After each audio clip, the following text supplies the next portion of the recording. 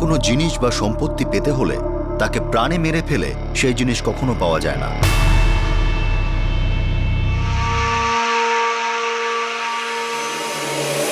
যদি কিছু পাওয়া যায় তাহলে সেটা হলো ধ্বংস, নিজের জীবনের ধ্বংস।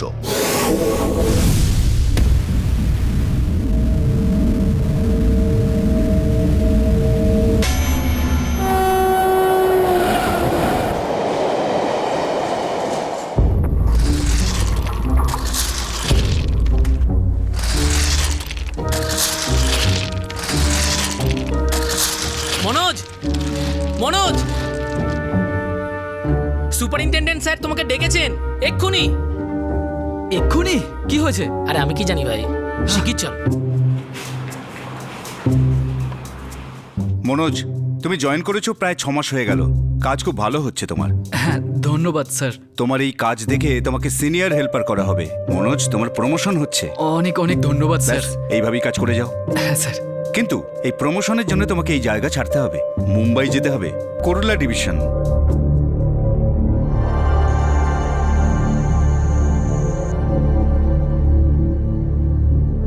এটা তো খুব দারুণ খবর মনোজ। আর বাবা জানো, 6 পে কমিশনের হিসেবে মাইনেও বাড়িয়ে দিয়েছে অনেকটা। আরে বাহ, এটা তো সোনায় সোহাগা। মুম্বাইও যাওয়া হলো আর প্রমোশনও হলো। হ্যাঁ দাদা, একবার তুমি ওখানে সেটেল হয়ে গেলে আমিও মুম্বাই চলে আসবো। মুম্বাই যাওয়া আমার স্বপ্ন। তোর স্বপ্ন সত্যি হবে রাকেশ। একটু সেট করে নিতে মাত্র 2-4 মাস লাগবে। তারপর তোদের দুজনকে ডেকে নেবো মুম্বাইতে। আর মা, টাকা প্রত্যেক মাসে আমি পাঠাবো।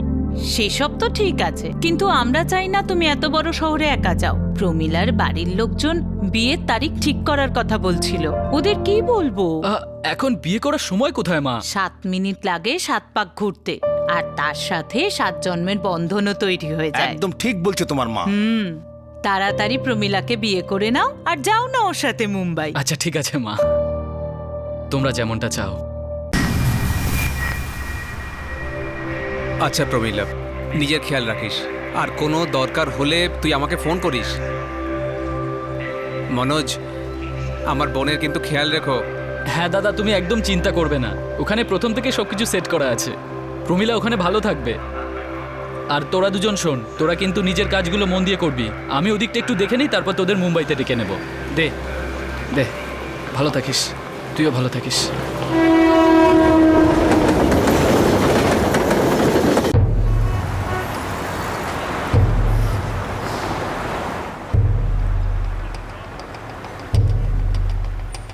প্রত্যেকটা বড় শহর এক একটা কুয়োর মতো, যেখানে প্রতিদিন অগণিত পিপাসুরা এসে জমা হচ্ছে।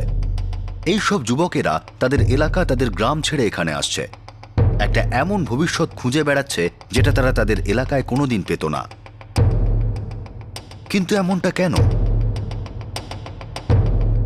প্রত্যেকটা শহর গ্যাস বেলুনের মতো ফুলছে।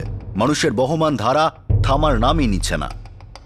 ইমারত আরো উচ্চতা পাচ্ছে, কিন্তু ঘর ক্রমশ ছোট হয়ে যাচ্ছে। প্রতিটি নিঃশ্বাসের জন্য কম্পিটিশন, কিন্তু উজ্জ্বল ভবিষ্যতের স্বপ্ন থামার নামই নিচ্ছে না। শহরের উদ্দেশ্যেই অনিয়ন্ত্রিত মাইগ্রেশন একটা জোরালো ইঙ্গিত যে আমাদের দেশের প্রগতি আর বিকাশের গল্প হয়তো সত্যি একটা গল্প, মিথ্যে গল্প।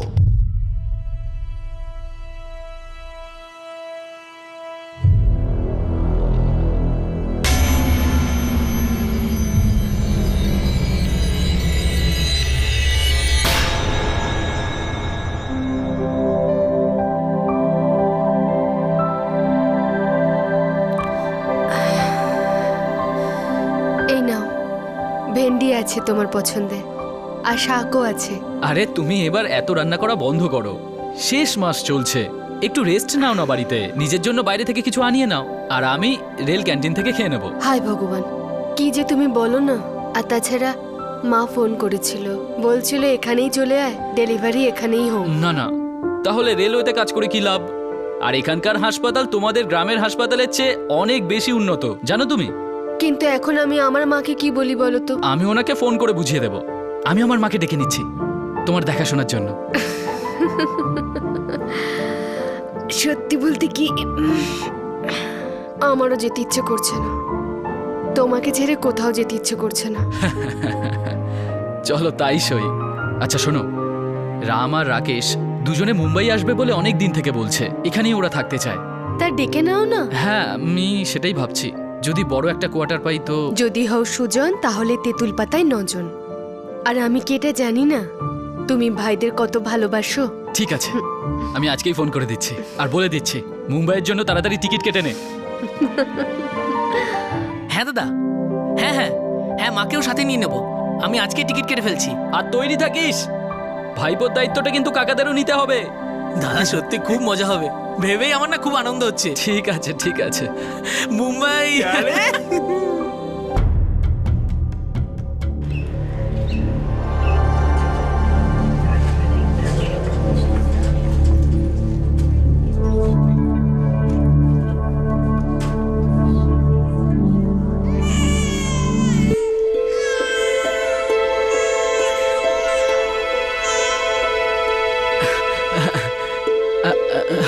আরে প্রমিলা, এ তো পুরো তোমার মতো হয়েছে, একেবারে জেরক্স। আরে মনে হয় বাবার চশমা লাগানোর সময় হয়ে গেছে। আর এখানে যাকেই জিজ্ঞাসা করো না কেন সেই বলবে তোমারই কপি। আচ্ছা, ওকেই জিজ্ঞেস করি ও কেমন দেখতে হয়েছে। হ্যাঁ হ্যাঁ, আয় আয়, তুই কার মতো দেখতে হয়েছিস? হ্যাঁ,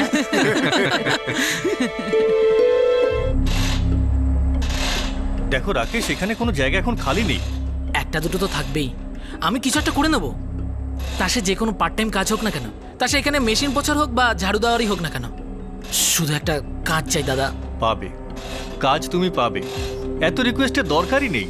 যদি কখনো দরকার পড়ে আমি তোমাকে ফোন করে নেব।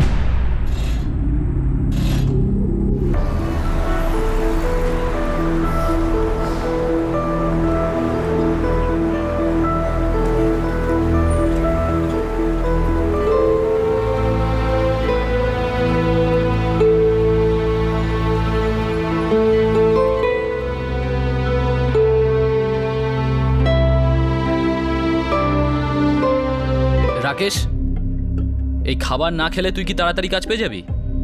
দাদা দেখো না, আমিও সপ্তাহখানে ঘুরে বেড়াচ্ছি, কোনো কাজ হাতেই পাচ্ছি না।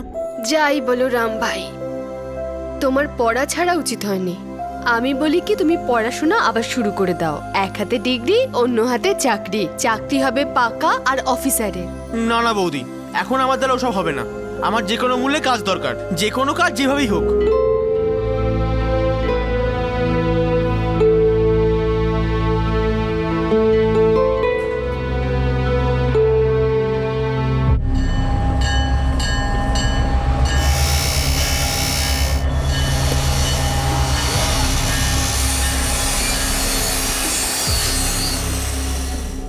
দাদা, আমাকেও না তোমার এই ইয়ার্ডে একটা কাজ পাইয়ে দাও না। যদি দিতেই পারতাম তাহলে আগে দিয়ে দিতাম না? এটা একটা সরকারি সংস্থা, এখানে প্রত্যেক কটা কাজ এক্সাম দিয়ে পেতে হয়। কিন্তু দাদা, কোনো পরীক্ষা না দিয়ে বা বিনা ডিগ্রিরও অনেক কাজ আছে।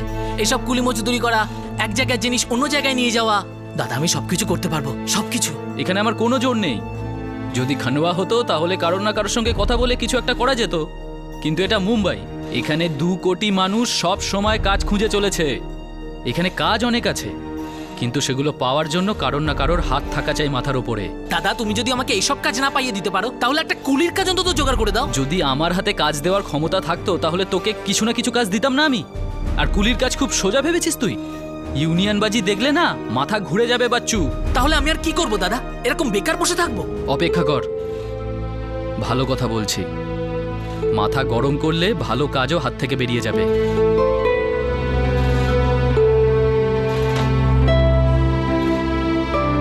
মনোজ মুম্বাইতে ট্রান্সফার হয়ে এসেছিল। ও সেন্ট্রাল রেলওয়েতে সিনিয়র হেল্পারের কাজ করত। একদিক থেকে সিকিউর ছিল, কিন্তু ওর 2 ভাই রাকেশ আর রাম মুম্বাইয়ের জব মার্কেটের গোলকধাঁধায় হারিয়ে গিয়েছিল। প্রতিদিনের মজুরিও তারা প্রতিদিন পাচ্ছিল না। যে কোনো ফিক্সড ক্যারিয়ার, যে কোনো ফিক্সড চাকরি 2 ভাইয়ের সঙ্গে লুকোচুরি খেলছিল। আর মুম্বাই ছেড়ে ফিরে যাওয়ার কথা তারা ভাবতেই পারছিল না, যার কারণে ফ্রাস্ট্রেশন লেভেল অনেক বেড়ে গিয়েছিল।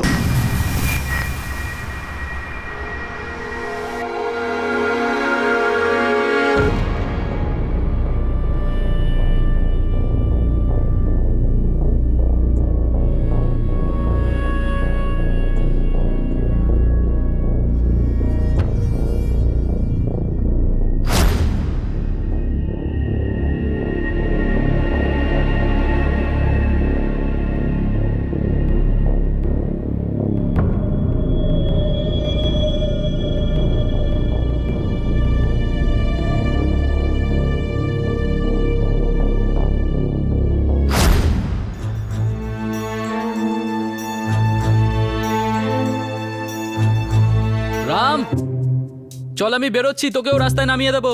হ্যাঁ দাদা, আসছি। এই যে শোনো, এই দরকারি লিস্টটা নাও মুন্নার জন্য, বাড়ি ফেরার সময় নিয়ে এসো। ঠিক আছে, নিয়ে আসবো। দাদা আমি ready. Best of luck Ram ভাই। থ্যাংক ইউ বৌদি। চলো দাদা।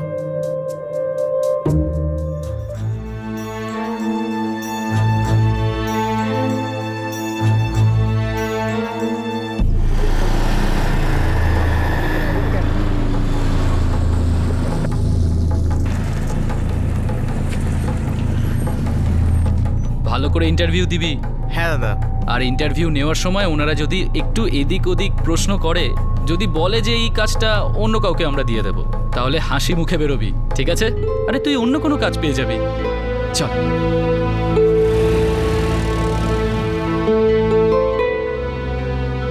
মুম্বাইতে নিজেদের অধিকারের যুদ্ধে সামিল হওয়া দুই ভাই রাকেশ আর রাম, আর তাদের সাপোর্ট করছিল বাবার মতো স্নেহশীল বড় দাদা আর মায়ের মতো স্নেহময়ী বৌদি। পথটা সহজ ছিল না, কিন্তু ধীরে ধীরে আশার আলো দেখা যাচ্ছিল। তখনই হঠাৎ একটা ঝড় আছড়ে পড়ে। ভাগ্যের চাকা এমনভাবে ঘুরল যে জীবনই বদলে গেল চিরদিনের মতো।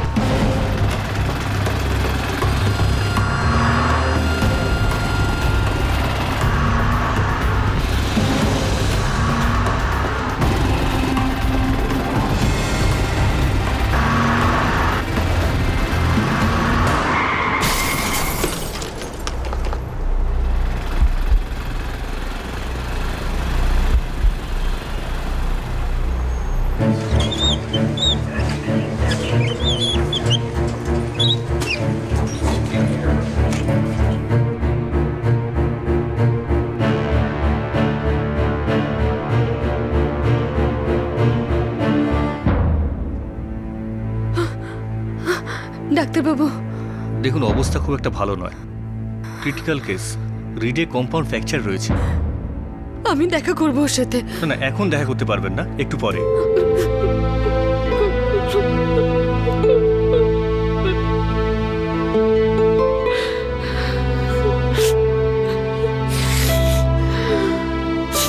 বৌদি, এবার তুমি বাড়ি ফিরে যাও, আমরা আছি তো এখানে, আমরা সব সামনে নেব।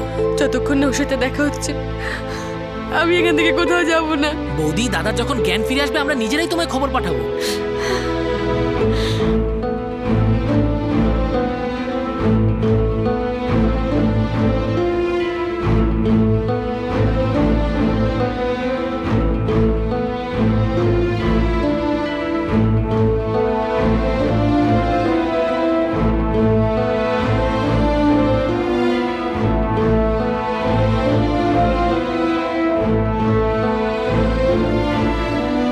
পেশেন্টের স্পাইনাল কর্ড, রিডের হাড় খুব খারাপভাবে ড্যামেজ হয়েছে। এটা আপনি আগেও বলেছেন ডাক্তারবাবু, এখন শুধু এটা বলুন ও ঠিক কবে হবে? দেখুন, আপনার স্বামী এমনিতে ঠিক আছে, আবার ঠিক নেইও। মানে? কোমরের নিচ থেকে প্যারালাইজড। কি? আরে আরে উনি ঠিক হয়ে যেতে পারেন, সময় লাগবে কিন্তু ঠিক হয়ে যেতে পারেন, কিন্তু হয়তো অনেক সময় লেগে যেতে পারে।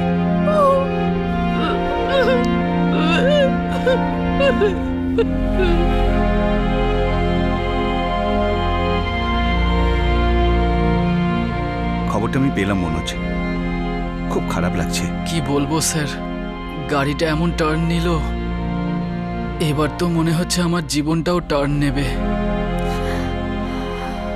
হঠাৎ করে সামনে ট্রাক চলে এলো।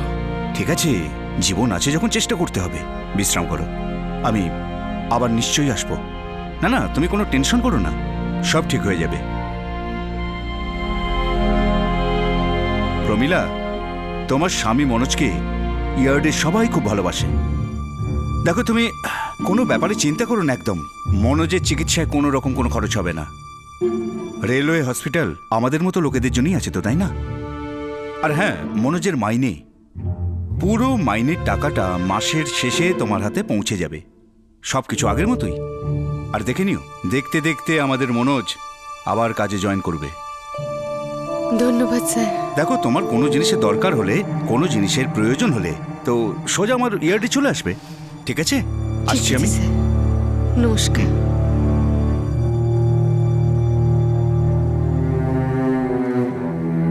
দাদা ওই বাবাকে তাড়াতাড়ি বাড়ি ফিরতে হলো, ওনার গ্রামে জরুরি কাজ পড়ে গেছিল। ঠিকই করেছে। বাচ্চাকে কি বাড়িতে রেখে এসেছো? সন্ধেবেলায় আসবে দেখা করতে। আমার জন্য তোমার খুব কষ্ট হচ্ছে না প্রমীলা? হ্যাঁ, খুব কষ্ট হচ্ছে তোমার জন্য। তুমি না কি যে সব ভুলে যাও না, ব্যাস শুধু আরাম করবে। নাও জল খাও। আর যদি আমার কাছেও কাজ থাকতো, আমিও তোমাকে সাহায্য করতে পারতাম। আমি তো এখানে এখানে বোঝা হয়ে রয়ে গেছি। কি রাকেশ ভাই, আবার তুমি ওইসব কথা বলছো? রাকেশ, এরম করে আর কখনো বলবি না। এই বোঝা হয়ে থাকার কথা একটু বাজে সময় চলছে, সব ঠিক হয়ে যাবে। আমি একবার ঠিক হয়ে যাই, তারপর তোমাদের দুজনের চাকরির আমি করে দেব। জুগলেকার বাবু আমার কাজে ভীষণ খুশি, কোনো না কোনো কাজ পাইয়েই দেবেন তোদেরকে। তোরা দুজন একদম টেনশন করবি না, সব ঠিক হয়ে যাবে, ঠিক হয়ে যাবে সব। আলে লে লে লে লে লে লে লে লে, এই খাও খাও খাও, কাঁদে না কাঁদে না।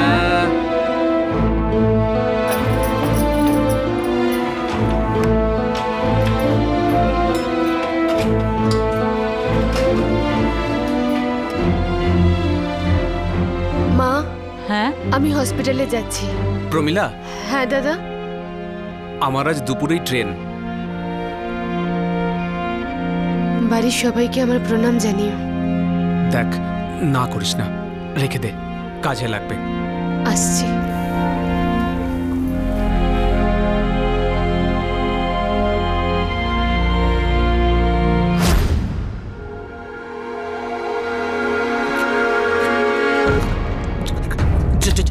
জয়দা, জয়দা, রাম, মা, হ্যাঁ, বৌদির কিছু একটা হয়ে গেছে। কি হয়ে গেছে মানে?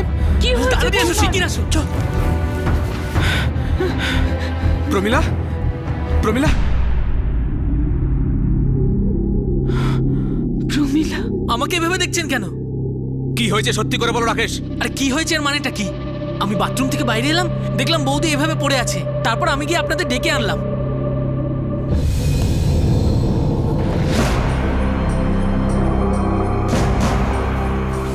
দরজা তো ভিতর থেকে বন্ধ, তাহলে কে করলো এসব?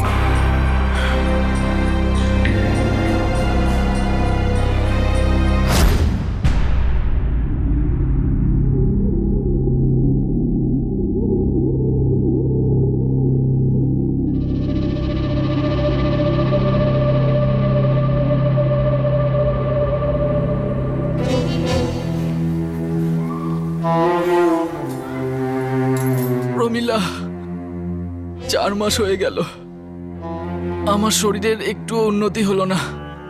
মাঝে মাঝে মনে হয় সেদিন আমি বেঁচে গেলাম কেন, মরে গেলে ভালো হতো। ভগবানের দোহাই এরকম কথা বলো না।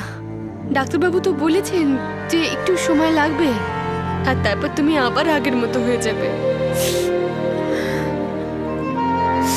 এটা ওষুধের লিস্ট, 8 ঘন্টার মধ্যে চাই।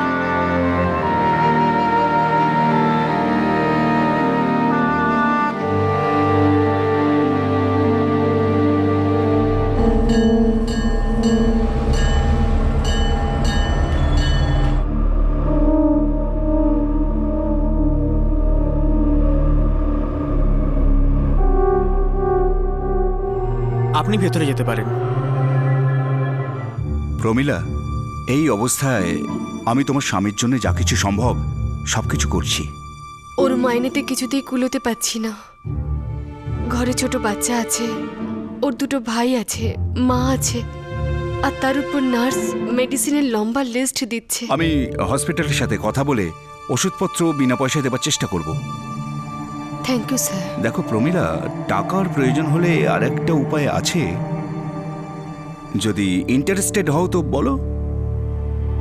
কি করতে হবে স্যার?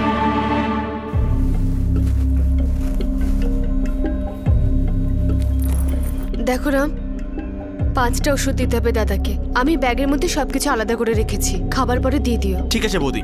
আচ্ছা মা, হ্যাঁ আমি আসছি। সাবধানে যাবি, হ্যাঁ? ঠিক আছে। যা। বৌমা, হ্যাঁ তুমিও খেয়ে নাও। খাচ্ছি মা, প্রথমে মুন্নাকে খাইয়ে নি। আচ্ছা ঠিক আছে, যাও, খাওয়াটা শেষ কর। না না, ওলে ওলে ওলে ওলে বাবা, এই যে যে যে নাও নাও নাও নাও নাও, এই তো শোনাই। আরেকটু একটু, উড়ু উড়ু বাবরে, নাও নাও নাও নাও, শোনা শোনা শোনা। এই দেখো দেখো দেখো দেখো।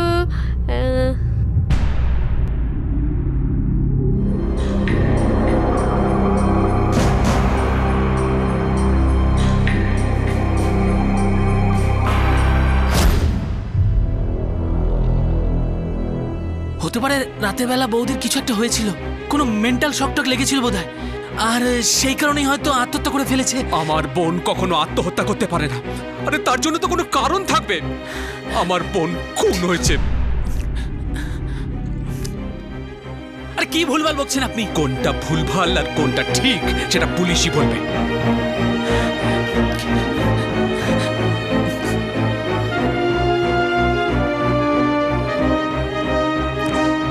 মা,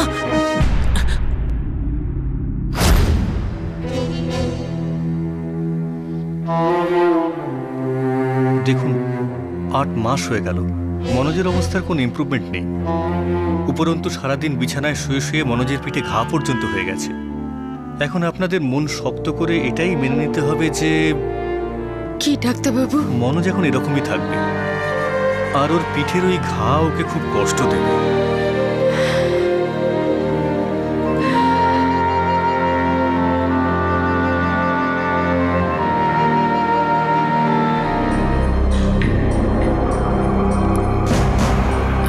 বৌদি, তোমার সাথে কথা বলার ছিল। কি?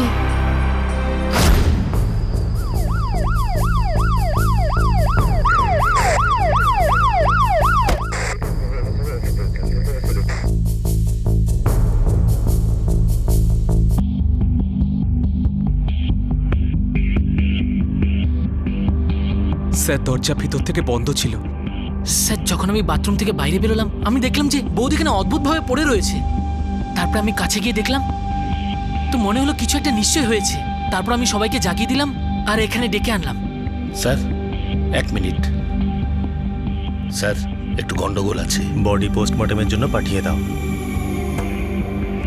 আপনাদের সবাইকে এক্ষুনি পুলিশ স্টেশন যেতে হবে।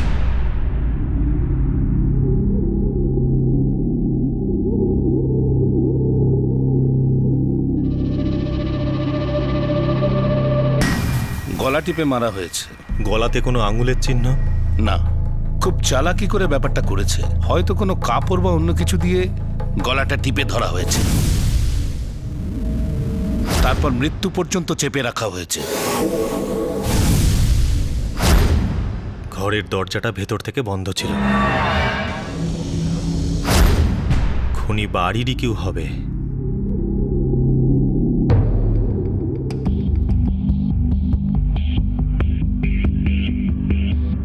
স্যার, আমার বোন খুব সাহসী মেয়ে ছিল, আর আমি জোর দিয়ে বলতে পারি যে ও কখনোই আত্মহত্যা করতে পারে না। মানে অন্য কেউ ওকে খুন করেছে? কেউ বৌদিকে কেন মারবে স্যার? আমাদের বাড়িতে ওনাকে খুব সম্মান করা হতো, আর ওনাকে মেরে কারোর কি লাভ হতে পারে স্যার? আমার মনে হয় স্যার, হতাশ হয়ে উনি নিজেই আত্মহত্যা করে ফেলেছেন। এতটা হতাশ হওয়ারও একটা কারণ থাকতে হবে। স্যার, 2 দিন আগে ওনার স্বামী মানে মনোজ দাদা মারা গেছেন।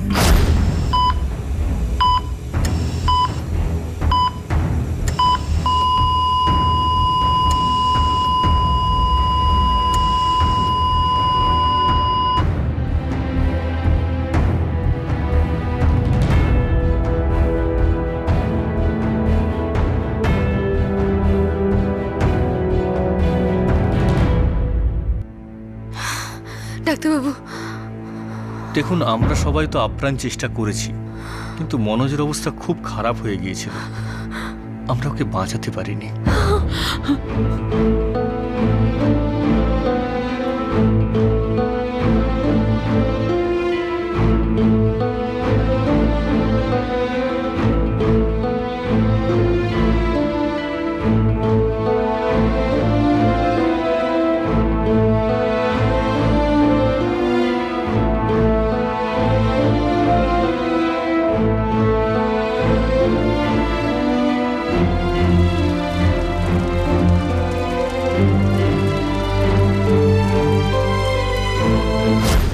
এই লোকটা মিথ্যে কথা বলছে স্যার। আমার তো সন্দেহ হচ্ছে যে এই লোকটা আমার বোনকে খুন করেছে। স্যার এ পাগল হয়ে গেছে, সব ভুলভাল বকছে। স্যার এ কখনো চাইতো না আমার বোন এখানে থাকুক, ও চাইতো যে আমার বোন এখান থেকে অনেক দূরে চলে যাক। জয় দাদা, আপনার সাথে একটা কথা ছিল। বলো। দাদা, আপনি বৌদিকে নিয়ে নিজের বাড়ি ফিরে যান। এতটা কষ্টে থাকা আর সারা জীবন কষ্ট পাওয়া একদম ঠিক নয়। ওনার সামনে তো সারা জীবন পড়ে রয়েছে, ওনাকে তো আবার বিয়ে দেওয়া যেতে পারে। ভালো পরামর্শ, কিন্তু এটা ঠিক সময় নয়। কিছুদিন যেতে দাও, তার আগে আমি প্রমিলার ইচ্ছেটাও জেনে নিতে চাই।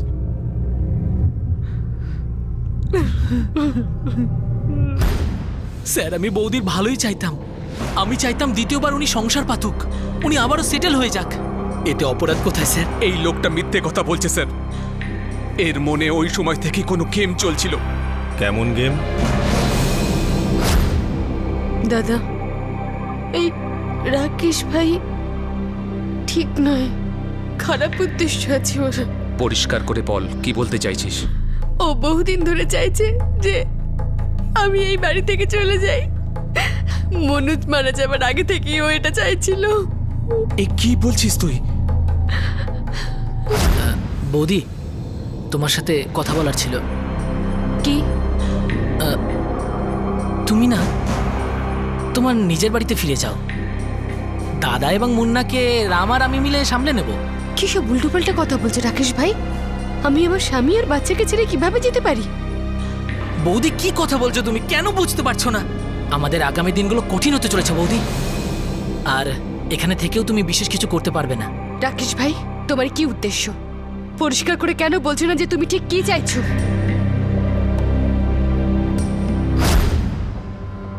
ওর এই ব্যবহারটা দেখে আমার খুব অদ্ভুত লেগেছিল দাদা। আমি বুঝতেও পারছিলাম না যে ও আমার সাথে এরকম ব্যবহার কেন করছে। কিন্তু আজ যখন আমি মনোজের শেষকৃত্য করে বাড়ি ফিরলাম, তখন সবকিছু পরিষ্কার হয়ে গেল আমার কাছে দাদা। আমি জানতে পারলাম ও আমার কাছে ঠিক কি চাইছে। কি চাই ও? বৌদি, অন্তত এবার নিজের বাড়িতে ফিরে যাও। তুমি ঠিক কি চাইছো রাকেশ ভাই? বৌদি, যদি তুমি বাড়ি ফিরে যাও, আমাদের মধ্যে যে কোনো একজন মনোজদার চাকরিটা পেয়ে যাবে। এতে পুরো পরিবারটা বেঁচে যাবে। বৌদি, তোমারও ভালো হবে। আমার শুধু মনোজদার চাকরিটা চাই। কান খুলে শুনে রাখো। রেলওয়েতে বা অন্য কোনো সরকারি চাকরিতে যখন কোনো কর্মীর দুর্ঘটনা বা অন্য কোনো কারণে হঠাৎই মৃত্যু হয়, তখন তার মাইনের অনুযায়ী অন্য চাকরি তার সবচেয়ে নিকটবর্তী আত্মীয়কে অফার করা হয়। এই কেসে মনোজের খারাপ অবস্থাকে মাথায় রেখে রেল কর্তৃপক্ষ তার স্ত্রী প্রমিলাকে আগে থেকেই চাকরির অফার দিয়েছিল, যখন মনোজ বেঁচে ছিল কিন্তু বিছানা থেকে উঠতে পারছিল না। দেখো প্রমিলা, টাকার প্রয়োজন হলে আরেকটা উপায় আছে। যদি ইন্টারেস্টেড হও তো বলো। কি করতে হবে স্যার?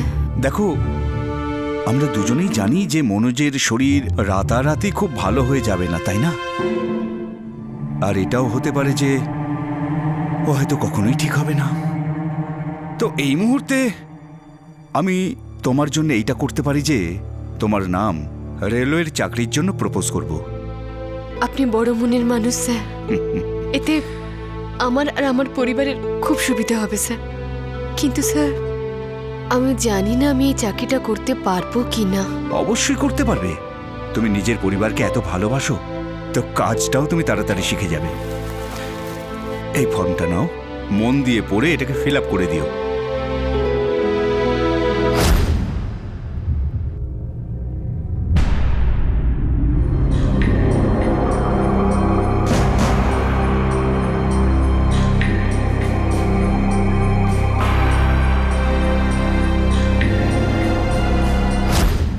এত স্বার্থপর আর নিচু মনের মানুষও মনোজের জন্য কি না করেছে দাদা। কিন্তু আজও আমার আর মনোজের বাচ্চার কোনো পরোয়াই করছে না। শুধুমাত্র চাকরিটা পেতে চায় দাদা। আমি কোথায় যাব দাদা? মুন্নাকে আমি কি করে বড় করব দাদা? আর আমি চাই না যে আমার আর মনোজের বাচ্চা কারো দয়ার উপর বাঁচুক। এসব কিচ্ছু হবে না। তুই নির্ভয় ওই কাজটা শুরু কর। আর দেখ, তোর দাদা তো তোর সঙ্গে আছে, তোর আর তোর বাচ্চাটার কোনো ক্ষতি আমি হতে দেবো না। নিজের দাদার চাকরিটা পাওয়ার জন্য ও আমার বোনকে খুন করেছে। ওই চাকরিটা তো আগেই পেয়ে গিয়েছিল, আর এটাই ও সহ্য করতে পারেনি স্যার। ওর মনে লোভ জন্মেছিল স্যার, আর তাই জন্য ও বারবার এটাই প্রমাণ করতে চাইছে যে আমার বোন সুইসাইড করেছে। স্যার, এই লোকটা ক্রিমিনাল স্যার। স্যার, জয়দা মিথ্যে কথা বলছেন, না প্রমাণ না কোনো কিছু। আমি আমার নিজের বৌদিকে কেন মারবো স্যার? একটা মামুলি চাকরির জন্য আমি আমার নিজের জীবনটা কেন নষ্ট করবো স্যার? আপনি নিজেই ভেবে দেখুন স্যার, দরজা ভিতর থেকে বন্ধ ছিল, যেখানে আমি খুব সহজেই ধরা পড়ে যেতে পারতাম। আর স্যার, এরকম পরিস্থিতিতে আমি এই কাণ্ড ঘটাবো? আপনি বুঝছেন তো স্যার?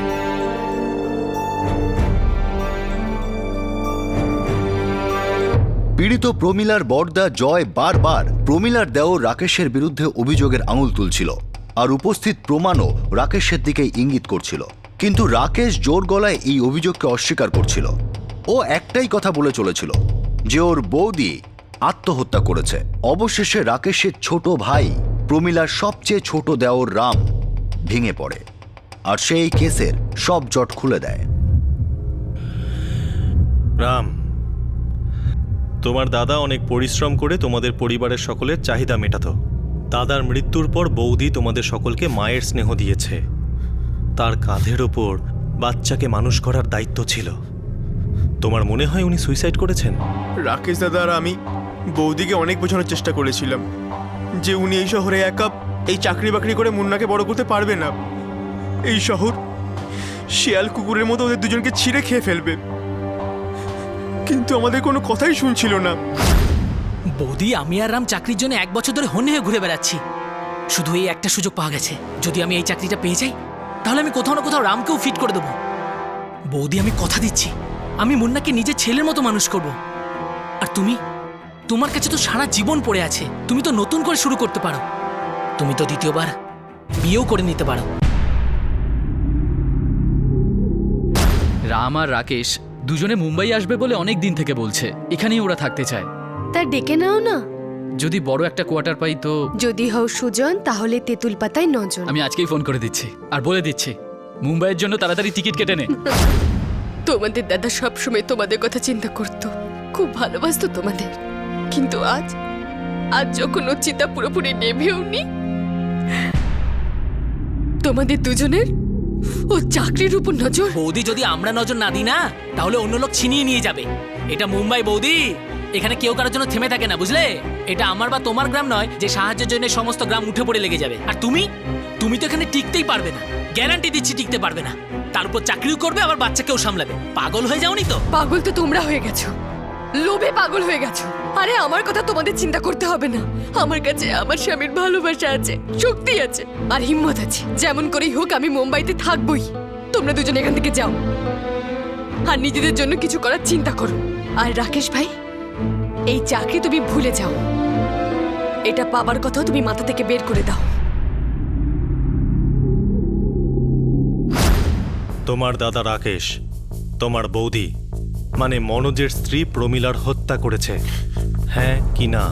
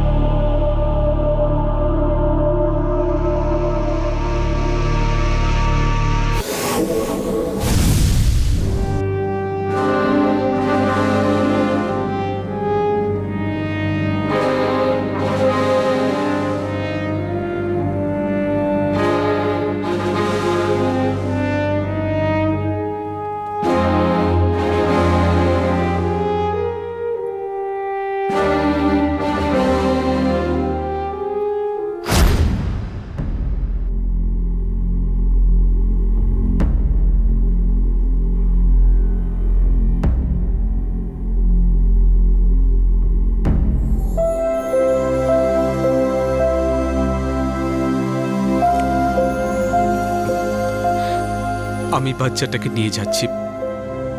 এখন থেকে এর দায়িত্ব আমার। মুন্না, মুন্না। একটু সেট করে নিতে মাত্র 2-4 মাস লাগবে। তারপর তোদের দুজনকে ডেকে নেব মুম্বাইতে। আর মা, টাকা প্রত্যেক মাসে আমি পাঠাবো।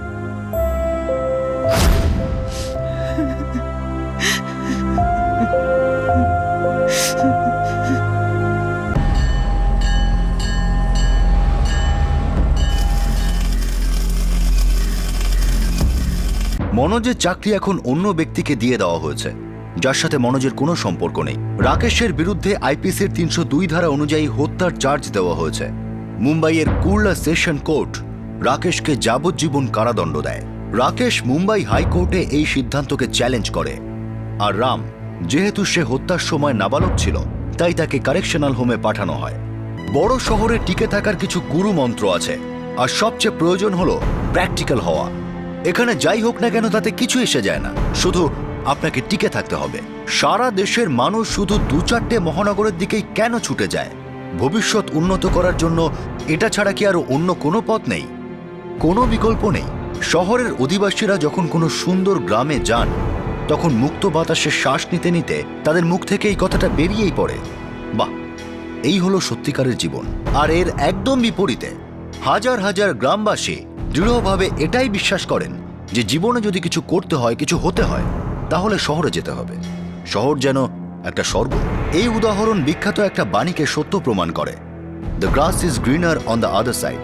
এই শহর আর গ্রামের ব্যবধান কি একটা ইঙ্গিত যে আমাদের উন্নতির কাহিনী একতরফা?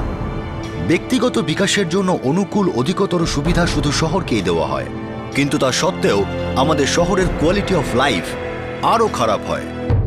অন্যদিকে গ্রামীণ ক্ষেত্রগুলিতে অ্যালট করা উন্নতির জন্য বড় বড় প্রজেক্ট স্ক্যাম আর দুর্নীতির প্রকোপ থেকে যেন বেরোতেই পারে না। একদিকে যখন প্রশাসন এই সমস্ত দুর্নীতিকে চাপা দেওয়ার চেষ্টা করে নিজের গদিটি টিকিয়ে রাখে, তখন অন্যদিকে সাধারণ মানুষ, শহরবাসী হোক বা গ্রামবাসী, তারা শুধু অপরাধের রাস্তা বেছে নেয়, যেখানে শুধু একটা কথাই শোনা যায়, জোর যার মুলুক তার। মিডিয়ার প্যানেলে ঘন্টার পর ঘন্টা আলোচনা হয় যে সমাজে ঘটা অপরাধের ওপর টিভি প্রোগ্রামের প্রভাব পড়ছে, ইত্যাদি ইত্যাদি। কিন্তু সত্যি এটাই যে বেড়ে চলা অপরাধের প্রধান অভিযুক্ত হলো ধনী আর গরিবের মধ্যে বেড়ে চলা ব্যবধান। কিছু মানুষ এই ব্যবধান কমানোর চেষ্টা করে চাকরি পাওয়ার জন্য, জীবন গড়ার জন্য বা বেসিক লেভেলে সার্ভাইভ করার জন্য অপরাধের পথ বেছে নেয়। কিন্তু আমাদের তাকে অপরাধীর সঙ্গে সঙ্গে একজন পীড়িত হিসাবেও দেখা উচিত। সরকার, প্রশাসন, আপনি আর আমি, আমাদের একটা নৈতিক দায়িত্ব হলো যে আমরা একটা সহজ অঙ্ককে বুঝি যে কোনো পিরামিডকে দাঁড় করাতে গেলে তার ভিতটা শক্ত করা খুবই দরকার। অর্থনীতি হোক, বৃদ্ধি হোক, রাজনীতি হোক বা যে কোনো ক্ষেত্র হোক, ভিত সব থেকে গুরুত্বপূর্ণ। সেটাকে শক্ত করা জরুরি, আর এটা বোঝা কোনো কঠিন বিষয় নয়। ক্রাইম পেট্রোল 10 থেকে আপনাদের সাথে আবার দেখা হবে একটা নতুন কেসের সঙ্গে।